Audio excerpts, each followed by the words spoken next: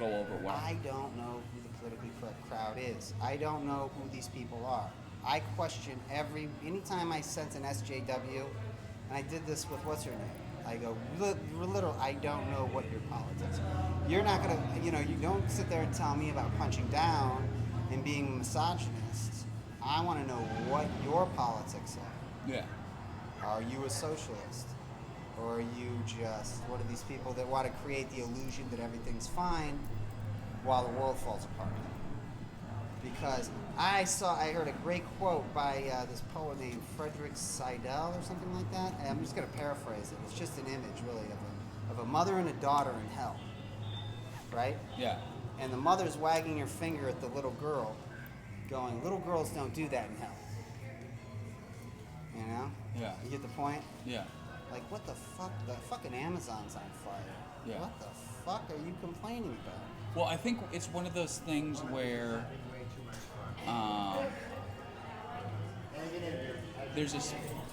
there's an authoritarian mind within the left and the right wing.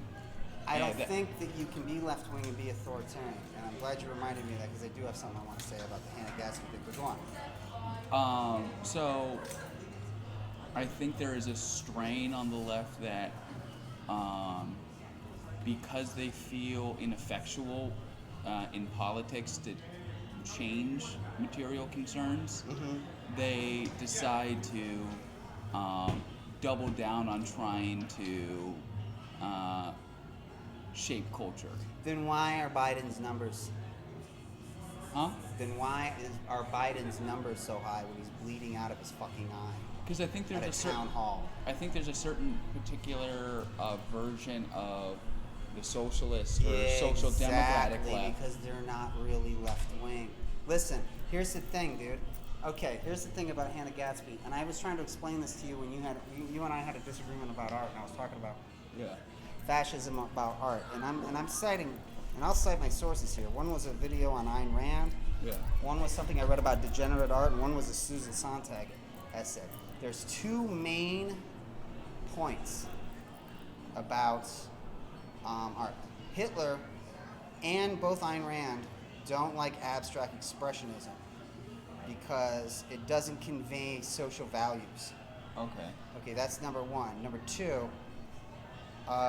fascism, especially Nazis, but also Ayn Rand. We can use Ayn Rand too as an example. But wouldn't it? Don't believe that there are certain things that art cannot address because they are too complex. Art needs to be simple and easy to understand.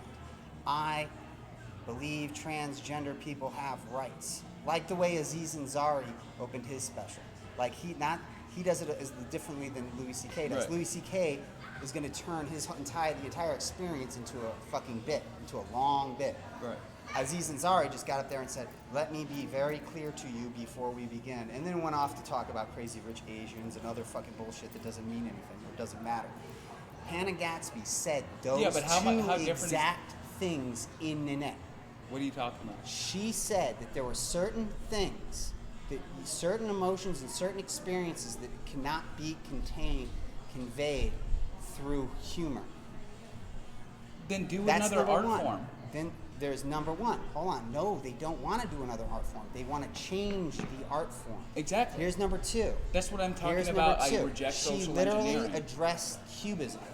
And she had a line. This wasn't even a joke. This was like bad slam poetry. This is the worst slam poetry line ever. This is one of the reasons I stopped.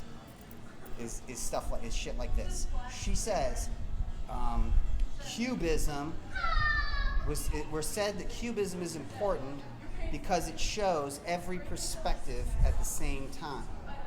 But what about a woman's perspective?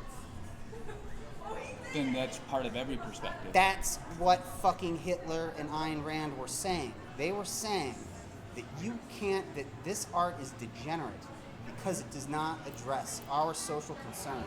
I thought there was that. Fascism. Well, I thought degenerate art was basically anything created by Jews and then abstract expressionism. Yeah. It's a certain type of art. You Okay. need to convey. It cannot be complex. It can't be Freudian in any way. It has to be straight, to the point, and it has A to portrait of a demonstrate farmhouse. aspiration. So, well, a great, probably the only decent piece of Nazi art that was ever made. I'd hate to say Triumph of the Will because it's a propaganda film, but Olympia, which is a great film. I don't know enough about fascism. Olympia is just the Olympics where Jesse Owens kicked the Nazis' ass, Oh, okay. and Lenny Riefenstahl fought to keep Jesse Owens in the film. Okay. It's just a really innovative film. It's the first time they used bird's eye views, so Okay. she would use zeppelins to get shots. It was just the cutting. She just did a bunch of shit that was never done before. That's awesome. The award scene in Star Wars is based off Triumph of the Will. Okay. But anyways, but that's literally what she said in Nannette. She basically described fascism in art. And there are certain things, and then she gets credited with expanding the form because she's talking about But all trauma. the people who credit her with expanding the form openly admit that the part that they like that she's expanding is a direct attack on the form itself. They don't say that it's expanding, they say that it's an attack, and that's a good expansion. But first of all, Norm Macdonald already attacked the form on mainstream television on NBC. Well, what about every weekend? What about for, Comedy for Bang 2 Bang? years. I'm sure there was a lot of comics. Andy Kaufman did it. Dude, A lot of people have taken apart the form, but I think the fundamental point is she wasn't fundamentally funny. Yeah, and she said she wasn't funny. And because she said things that the pseudo-liberal blogosphere wants to perpetuate, it was made as this cultural force that it really wasn't. Yeah, and they literally altered the definition of what anti-comedy is. This is a really funny little this is a little side story on this.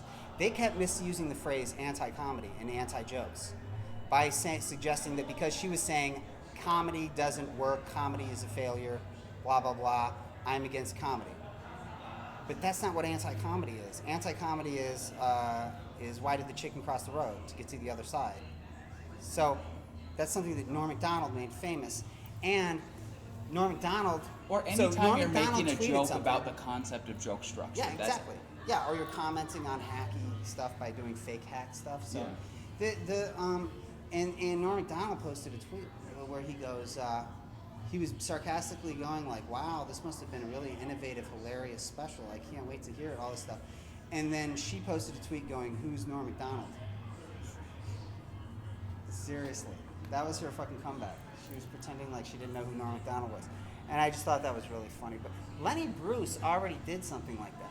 He did a fucking not a special, but I mean, the only Steve Martin, you can version, say, was doing that. Yeah, he was definitely going against the grain because the grain was very dark at the time. And he more was doing personal. silly. Yeah, and he was doing silly stuff. I mean, you had nonsensical stuff. George Carlin and Richard Pryor. Pryor were comedy at that time. Yeah. So for him to do absurdist stuff was kind of going against comedy convention. And Richard Pryor was talking about very dark topics. Yeah. In a very funny manner. So he was addressing his own trauma very fucking well. Right. He was talking about his own child abuse, his own fucking experiences with racism. And drug addiction. Yeah, he had no problem talking about it. But those are painful. Obviously, his fucking abuse as a kid was everything about his personal life. I mean, Yeah. I'm surprised he even had a career. He was breaking fucking chairs over Yaphet Kotto's fucking head Yeah. on the set of Blue Collar. But Lenny Bruce did a film in the '60s where it's the only film performance of him, and he comes out and he's a fucking mess because he's literally experiencing that trauma of being harassed by the police in real time, Yeah. and he's reading transcripts from his court case, and I then think I've every seen time that. there's a bit where he was busted on, he would do the bit. Yeah. And that's where the laugh would come from. But then he would go back and start arguing his case to the fucking audience. That's really compelling shit. It's pretty funny. Some of the bits were really funny. And Like a lot of this stuff is. and he also dated, got but it's arrested for funny. that performance. Yeah.